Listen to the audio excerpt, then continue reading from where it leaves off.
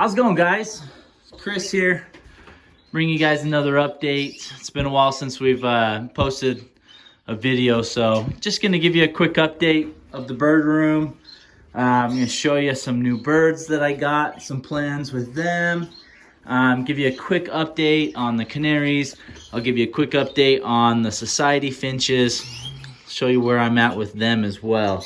So, hope everyone's being safe out there. Hope everyone's healthy. If not, keep you guys in our prayers. Kind of crazy times right now and in the world, and I think doesn't matter where you live, we're all kind of going through similar things with the pandemic of COVID-19. So hope everyone's safe out there. Hope everyone's healthy. Hope all your pets are safe and healthy, whether it's a bird or a dog or cat or farm animals, whatever it is. Hoping for the best for you guys. So we'll get a quick rundown here. We'll start off with the canaries since they're up here on top of the cage, or the top cage. So I did end up splitting up all of my canaries. If you guys watched my last canary video, I had 3 hens that were laying eggs, sitting tight. None of their eggs were fertile. I gave every hen 2 chances to lay. Both times the eggs were not fertile, and which was a huge bummer. I looked at my males. Looks like they're going through some mini molts, and I wonder if that's why they're not providing fertile eggs for me. And so, super big bummer. So I did throw my hens out in the aviary. You can see there's a couple of them. They're waiting for me to feed them. Usually this yellow one here, she'll come fly down here on the door and meet me and say, hey, where's my food? So I put all the hens back out there, and they're doing good. It is starting to warm up a little bit, we're getting longer lengths of daylight, so I think that's helping them as well. I kind of already had the inside of my bird room. The light timing was a little bit different. I had it set up for longer time period because I was expecting to breed my canaries. And then this last month, we had some crazy fluctuations in temperature. All the way up to like 70-degree days, all the way down to like the very next day, a high of like 35 degrees. So just crazy big temperature swings. And I wonder if that's what threw some of my males into these quick molts.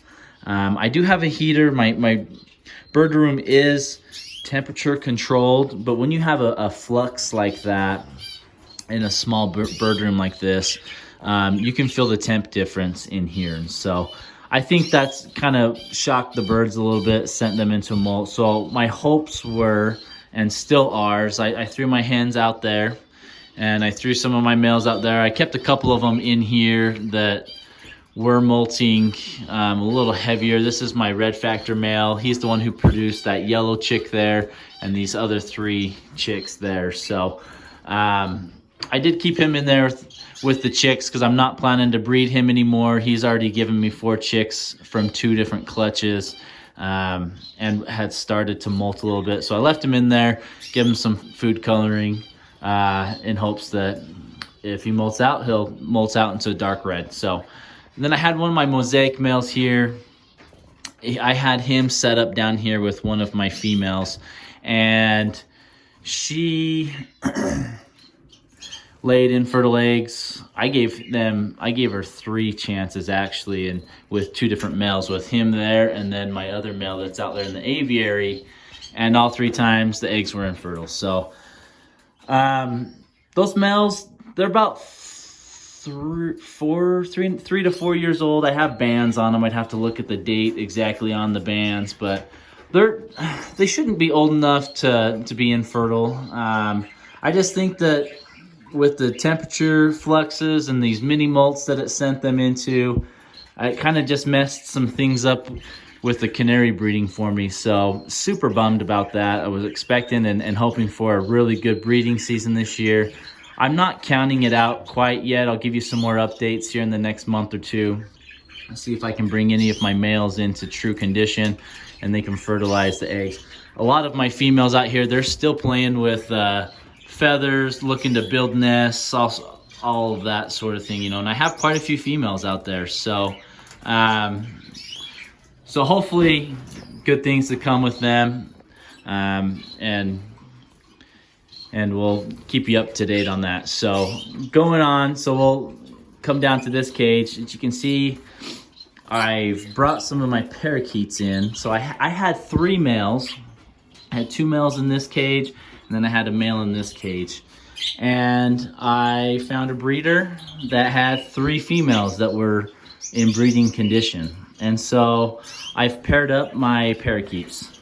And I'm not gonna breed them in these cages. The only reason why I put them in here is because I wanted them to pair up. And one of the reasons why is if we look down here, here's my green male right here. When he was out in this aviary, he paired up with my male Rosie Bork. I mean, they were feeding each other, and he still, if my male Rosie Bork comes over here, he still comes over and tries to court him and all that stuff. And so I'm trying to get him to pair up with the female. There she's at. She's a good looking female. These are American budgies, but they got some pretty decent size to them as American budgies. And so I paired these 2 up. I paired up my 2 greens, and then over here, I don't know if you can see or not. Maybe we'll open this up. Hopefully they don't fly everywhere. And they did. So I got an albino female and then my blue male. So hopes are we can pair these guys up and get some babies from them. So I haven't posted this other video yet, but I hopefully will post it here within the next week or 2. And I've created kind of a DIY cage that's connected to my house. And I'm thinking what I'm going to do is I'm going to put at least 1 pair of parakeets in there. I would like to keep them separate because how I have them paired up is how I would like them to breed. These guys, they seem to be starting to get along pretty well together. These guys don't hang around each other a whole lot. So I'm thinking I might put them in that DIY cage. My goal is to put all 3 of these guys in a big cage, away from each other and away from the other birds so they can't see each other. And the reason why I want to do that is so that they will pair up with each other. Because right now I had my males in that cage for so long. They've paired up with my Rosie Bork and my female Bork and all that. My blue parakeet, he had a mate that passed away. And so I'm just trying to separate them all so that it's only them and their partner, and in hopes that they will pair up. I've bred parakeets all grown up. When I was a kid, my dad had a huge aviary. We bred parakeets. We just had it a big aviary style, and that's how we bred the parakeets. But I did a couple times, I built some cages and selected individual pairs and paired them up, and they bred just fine for me. So that's kind of what I'm hoping to do, because I'd like to get the specific colors, and in hopes that that's what we get. So we'll definitely have a lot of videos coming up on how to breed parakeets, step-by-step videos, environments to provide for them, that sort of thing, in hopes that we can get us some parakeet babies and walk you along that process and those steps. So super excited about that. I have looked several places on the internet, and they have a lot of videos of how to breed parakeets, but they're not very detailed and specific as to how I would like them to be. So in the future, when we get these videos out for you guys, which will be coming really soon, it should be a lot more specific as to what you need to look for, what you need to do, how you know you have a true pair, and how to get babies in the nest box, how to get babies out onto the perch. So that's all coming. Hopefully that'll help you guys out. Really excited about that. Like I said, probably won't be breeding them in these cages. We'll be putting them out in some bigger aviary type cages individually in their pairs, in hopes that we can get some babies that way. So down here, I have my pair of white societies. They are both female. have not had any of them sing. I've tried to get them to sit on some eggs for me. I got some dummy eggs in there. They've not been very keen to going into the nest at all. So my goal right now with them is I'm gonna find a male, and I'm gonna pair that male up, or throw that male into there, and hopefully with the presence of a male, that'll spark them to want to breed. So I'm on the lookout for a male for them. So down here we have our cutthroat pair. So I did pair them together because I was planning on fostering some chicks out. And as of right now, we have 7 chicks with one of my society finches. And then I have some eggs sitting out, or some eggs sitting under another pair of society finches, and I'll show you guys them. So that's my cutthroat pair. She has laid more eggs in there. She's got about 3 in there right now. I've left them in there, and I'm debating on seeing if I can let her sit on them and feed them and see if we can get them to raise them, the babies, to the perch, or if I want to try and foster them out. So still debating on that. More to come there. We've got our 3 male Golian finches down here. All 3 males are molting and looking awesome.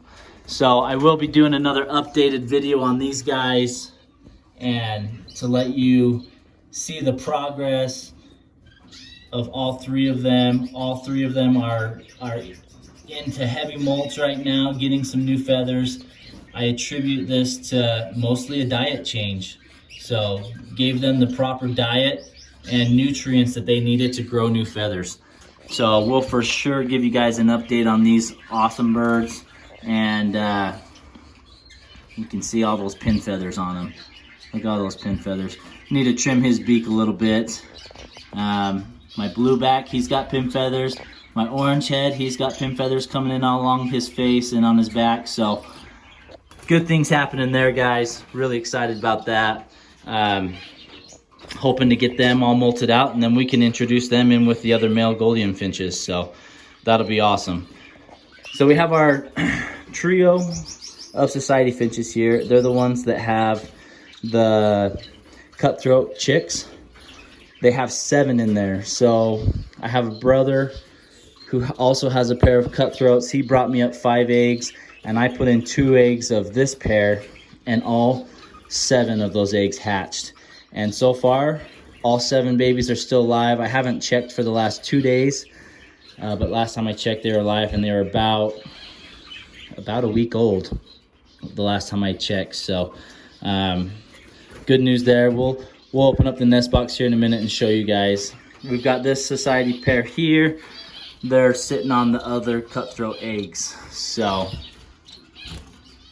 I'll have her hop out.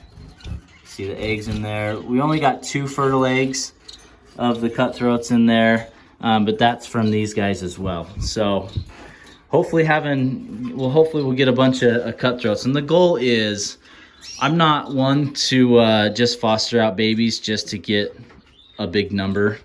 The goal is with me and my brother, if we can get some of these babies onto perch, and then we can try and pair up these babies with the pair that with the babies of my brother, and hopefully domesticate these guys just a little bit more, and in hopes that those babies will raise their own young without needing live food to get their babies onto the perch.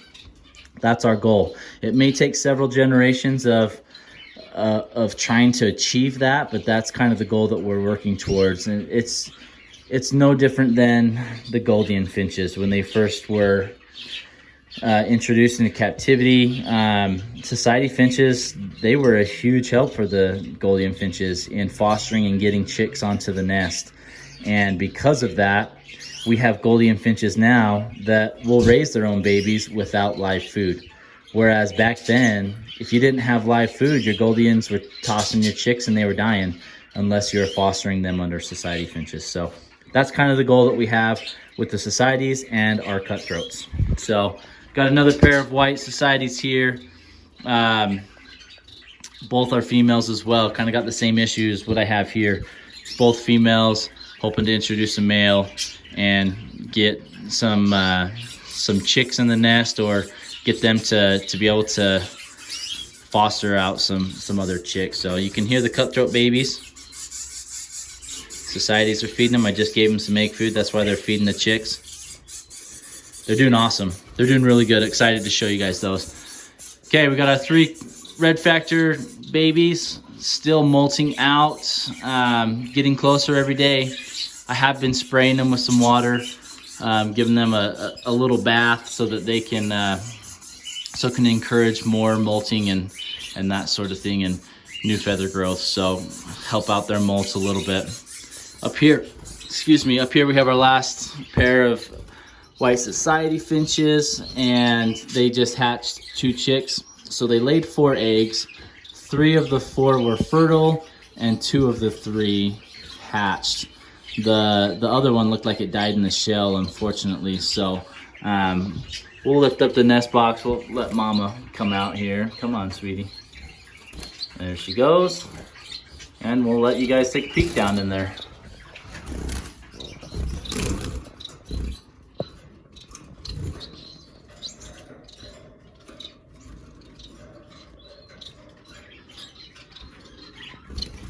Got us some nice white society finches in there. So good things from them. So that's the update on the bird room. Oh yeah, let me get you the babies here. I'm gonna have to set the camera down to take this off because this nest box is a little tricky. So let's see what we can do here. Put this up. The camera falls, you guys know me, it happens.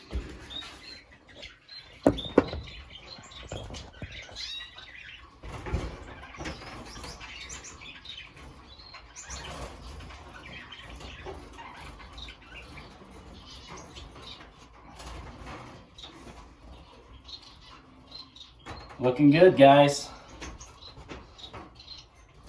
Let's we'll set the nest box down here, and then we'll let you guys take a peek in. All right, guys, check out all those babies. All 7 still live. You can see they got nice full crop right there. Nice full crop. Parents are feeding great. I'll probably have to change out the nest box here in a little while, but I want the chicks to continue to get bigger. I want the chicks to continue to get bigger before I do anything. So yeah, 7 cutthroat babies in there. 5 are from my brother's pair and 2 are from my pair. And I did I put a little red dot down on the bum of the 2 chicks that were mine, so that when they get a little bit older and start feathering, I'll put some bands on them. Then I know which 2 were mine and which of the other 5 are my brother's, so that we don't mix up who's related to who. And hopefully in the future, introduce them into our breeding program. So super excited about this, guys. I know cutthroats are, they're probably not one of the prettiest finches in aviculture, but man, I love them. I think they're great. They got a cool song. They got really awesome demeanor. Easy birds to lay eggs, just hard to get their chicks onto the nest with the parents. So I'm hoping to get us a nice breeding line of cutthroat finches in the future, and be able to have some success and get some babies out there that hopefully will raise their own babies without live food. That's our ultimate goal. So kind of boost up the captive population that we have. We don't have a whole lot of cutthroats, at least around these parts. Maybe in other parts of the US or of the world, they're more common, but here they're not. And so super excited about that. Well, appreciate you guys watching. Like I said, we got more videos coming up of the parakeets, of breeding 1-to-1. We'll give you some more updates on our cutthroat babies, give you more update on our society finch babies, and if we can get our other pairs to breed for us. And last but not least, we'll give you an update on our canaries, in hopes that we'll be able to pair them back up this year. If not, you know, sometimes that's the name of the game, and we'll have to wait till next year to pair up our birds. I'd rather my birds be healthy and strong than just breeding for sport. So they're all waiting for their food. So I'll finish feeding these guys, and we'll get back to work. Appreciate you guys watching. Hope everyone's safe, healthy. We'll see you guys next time.